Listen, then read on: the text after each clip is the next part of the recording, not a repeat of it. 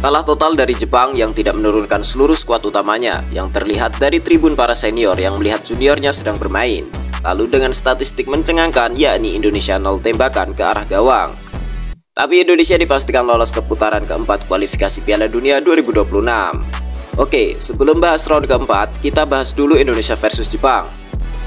Ya sih, Jepang tim terkuat di Asia, tapi ya gimana ya, 10-0 agregatnya. 4-0 leg pertama, 6-0 leg kedua, total 10-0 di tanggal 10 pula. Coba deh kita jangan bilang wajar, meski ini wajar. Memang sih, ini pencapaian yang bagus ketimbang sebelum-sebelumnya, bisa sampai tahap ini.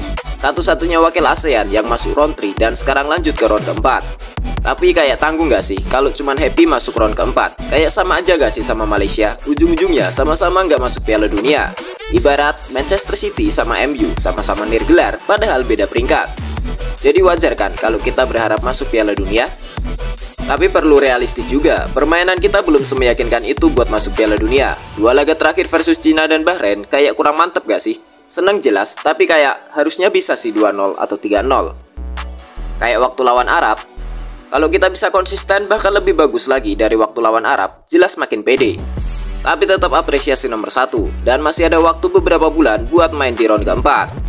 Kita doakan timnas kita makin kompak, chemistry makin dapet. Pokoknya sampai muncul umpan-umpan backheel minimal kayak umpan Bellingham ke Rodrigo lah ya. Kemarin aja udah sedikit kelihatan waktu Egy sama Ole 1-2 pas lawan Cina. Sering-sering deh dapat chemistry kayak gitu. Biar Mang Ole makin gacor depan gawang. Ole ini tipe striker yang bisa ngolah bola dan finishingnya juga bagus. Lihat aja golnya waktu lawan Aussie. Kontrol pemain Eropa banget ya kan? Tapi kalau sirkulasi bola dari tengah ke depan macet, terus main umpan lambung terus dari depan ke belakang, lama-lama chaos juga kita. Kalau bisa, Prof Haye ini sering-sering nari ya kan, biar semakin hidup permainan. Oke, kita tunggu gimana di round keempat nanti. Ngomongin di putaran keempat akan dibagi menjadi 2 grup, masing-masing grup berisi 3 tim, dan tanpa sistem home away.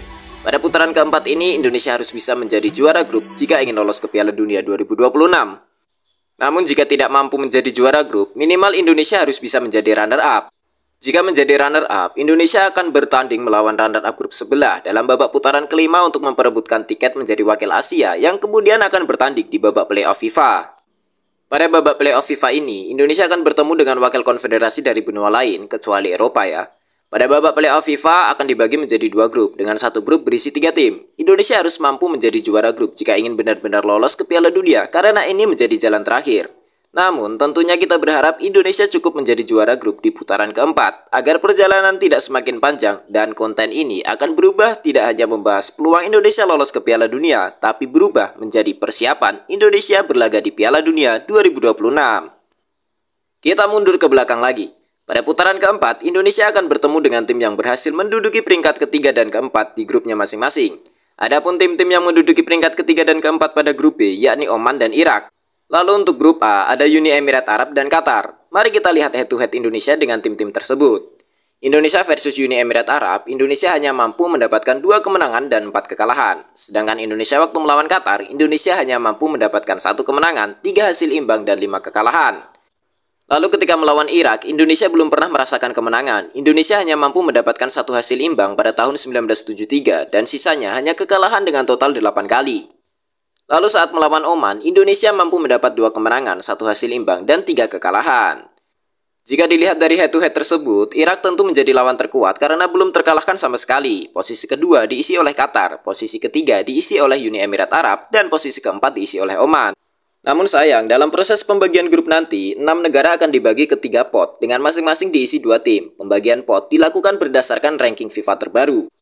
Timnas Indonesia hampir pasti akan menempati pot ketiga bersama Oman. Artinya, calon lawan Indonesia nanti berasal dari pot pertama dan kedua. Adapun pot pertama akan diisi oleh Arab Saudi dan Qatar, sedangkan pot kedua diisi oleh Irak dan Uni Emirat Arab.